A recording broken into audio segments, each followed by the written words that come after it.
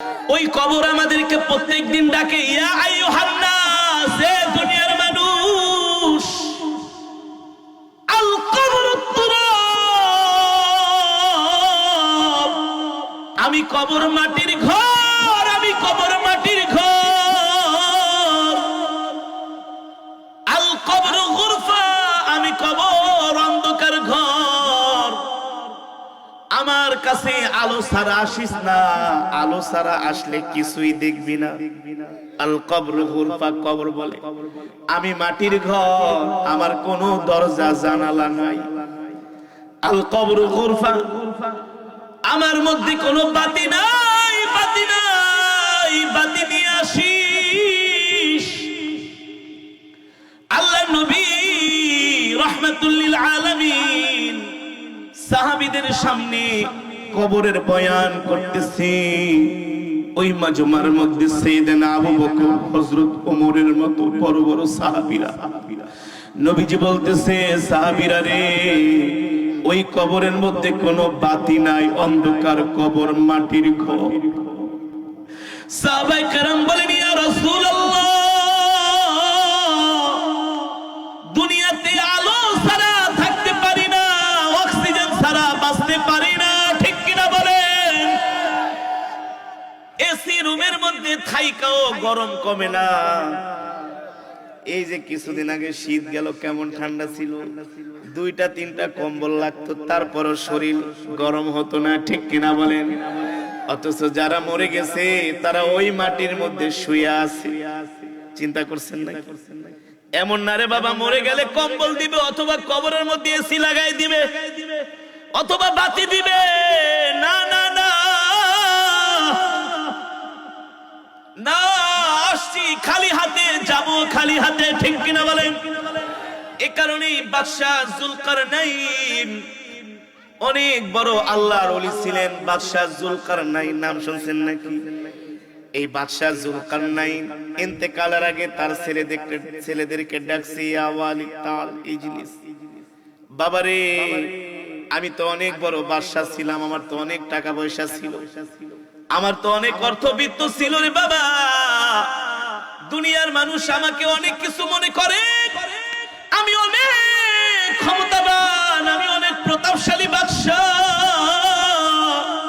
আমি রাজপ্রাসাদে থেকেছি, দুনিয়ার মানুষ আমাকে অনেকে অনেক কিছু মনে করে। কিন্তু বাবারে, আমি যখন ইন্তেকাল করব, তোমাদের কাছে আমার ওসিয়ত, তোমরা যখন আমাকে কাফনের কাপড় দিয়া পেঁচাইবা, আমার হাত দুইটা কাফনের কাপড় থেকে বের করে রাখবা, যাতে করে আমার দেশের জনগণ দেখতে পারে বাদশাহ যুলকারনাইন খালি হাতে যাচ্ছে, কিছুই নিয়ে যেতে পারে না। ঠিক কিনা বলেন?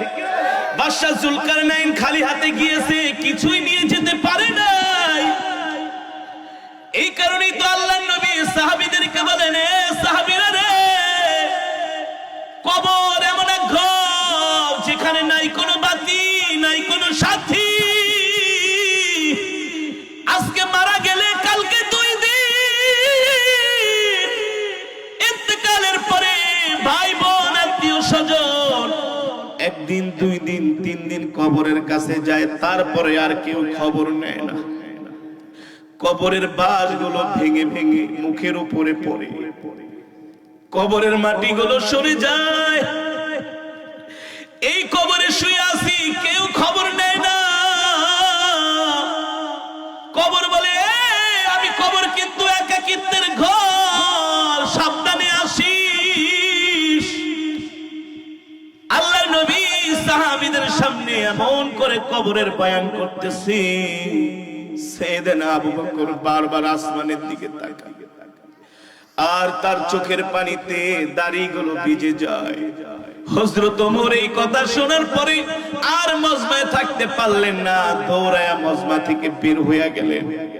গোরস্থানের পাশে যায় হযরত ওমর কান্না করতেছে, এ কবর, তোর ভিতরে আমি ওমর কিভাবে থাকবো, একা একা থাকবো। গভীর অন্ধকার রাত্রিতে, প্রচন্ড গরম শীতের দিনে, এই কবর, আমি তোর মধ্যে কিভাবে থাকবো, আমি ওমর কিভাবে থাকবো।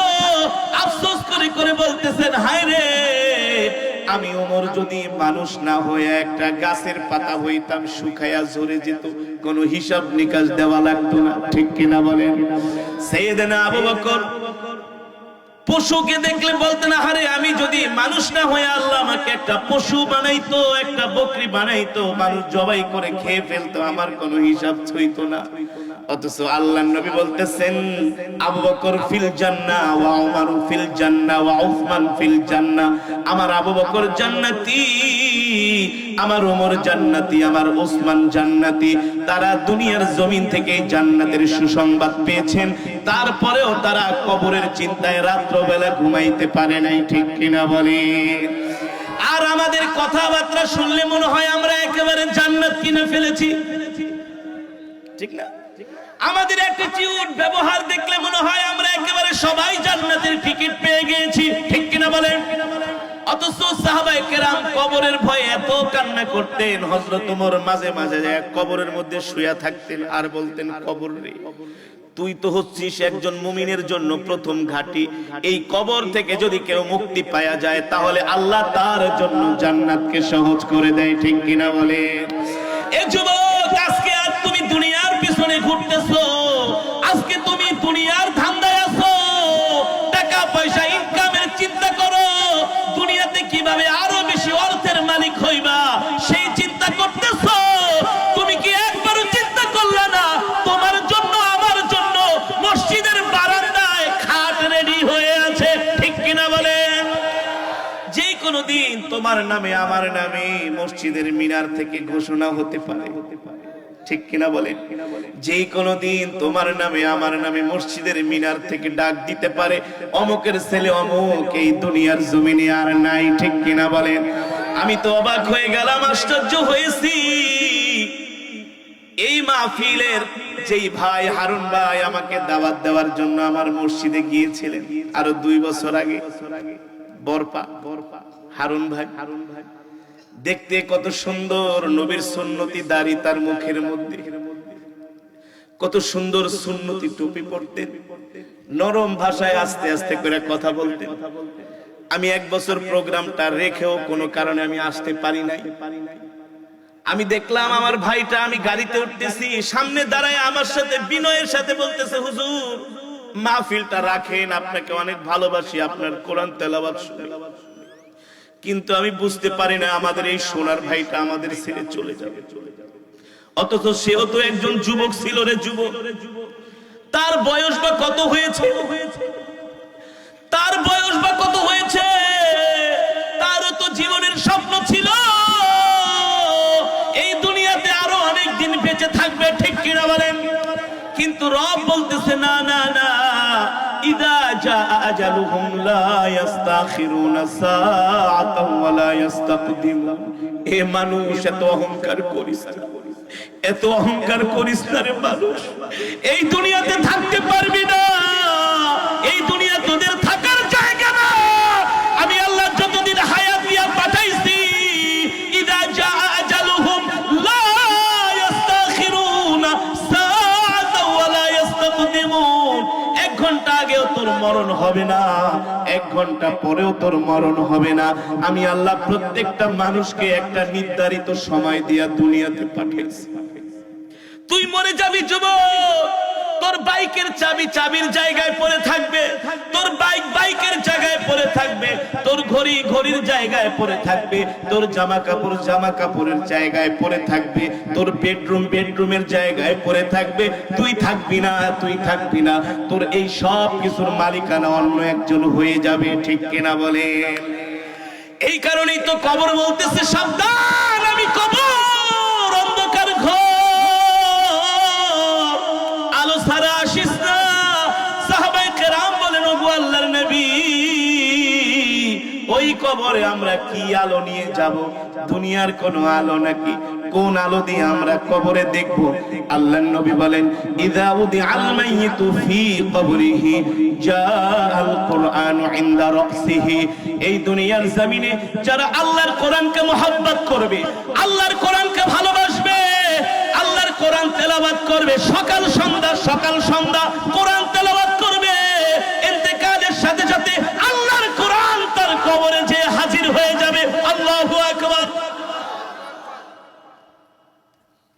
তোমাকে কোরআনকে ভালোবাসতে হবে, আল্লাহ আল্লাহ রাসূলকে ভালোবাসতে হবে। তুমি কোন গায়িকা নায়িকা খেলোয়াড়কে ভালোবাসতে পারো না। তুমি মুসলমান, তোমার ভালোবাসার দাম আছে।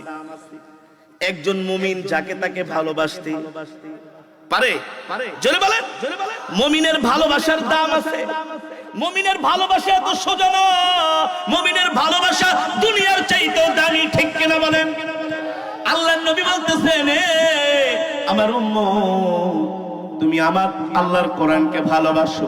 ও সাহাবীরা, তোমরা আল্লাহর কোরআনকে ভালোবাসো। ইযা উদিআল মাইয়িতু ফি কবরিহি জাআল কুরআনু ইনদা রাসিহি। নবীজি বলেন, যারা এই দুনিয়ার জমিনে কোরআনকে ভালোবাসবে, যারা কোরআন অনুযায়ী চলবে, যারা কোরআন অনুযায়ী জীবনটাকে সাজাবে, যারা কোরআনের কথা মেনে মেনে দুনিয়াতে চলবে, কদমে কদমে আল্লাহর কোরআনের কথা মেনে মেনে চলবে, তাদের যখন ইন্তেকালের সময় হয়ে যায়, আল্লাহ তাআলা মালাকুল মউতকে বলে, এ মালাকুল মউত আজরাইল, যা যা আমার ওই বান্দার জানটা কবজ করে নিয়ে আয়। কিন্তু আমার বান্দার জান কবজ করতে যাবি, সাবধান সাবধান, আমার বান্দা অনেক সম্মানিত বান্দা। আমার বান্দা আমার কোরআনকে ভালোবাসছে, আর 10 জনের মতো তার জান কবজ করা। আমার বান্দা সম্মানী, সম্মানী মানুষের সাথে সম্মানের আচরণ করতে হয়, ঠিক কিনা বলেন? ওয়ালাকাদ কাররামনা বানি আদম। আল্লাহ আমাদেরকে অনেক সম্মানিত করে সৃষ্টি করেছে, মানুষকে আল্লাহ অনেক সম্মানিত করে সৃষ্টি করেছে। এই কারণে সম্মানিত মানুষের জন্য আল্লাহ সম্মানের রিজিক দিয়েছে, ঠিক কিনা বলেন? মানুষ খায় গরু, মানুষ খায় মুরগি, মানুষ খায় ভালো ভালো জিনিস, মানুষ খায় দুধ, মানুষ খায় ডিম, ঠিক কিনা বলেন? আর কুকুর খায় উচ্ছিষ্ট জুতা। মানুষের চাইতে কিন্তু হাতির শক্তি বেশি, কিন্তু হাতি খায় কলা গাছ। কথা বলেন। আর মানুষ খায় মাখন, মানুষ খায় ঘি। আল্লাহ বলে, ওয়ালাকাদ কাররামনা বানি আদম। এ দুনিয়ার মানুষ, তোদেরকে আমি সম্মানিত করে সৃষ্টি করেছি আর সম্মানের রিজিক দান করছি। শুধু দুনিয়াতে সম্মানের রিজিক না, আমি আল্লাহ তোদেরকে কেমন সম্মানিত করে দেখ।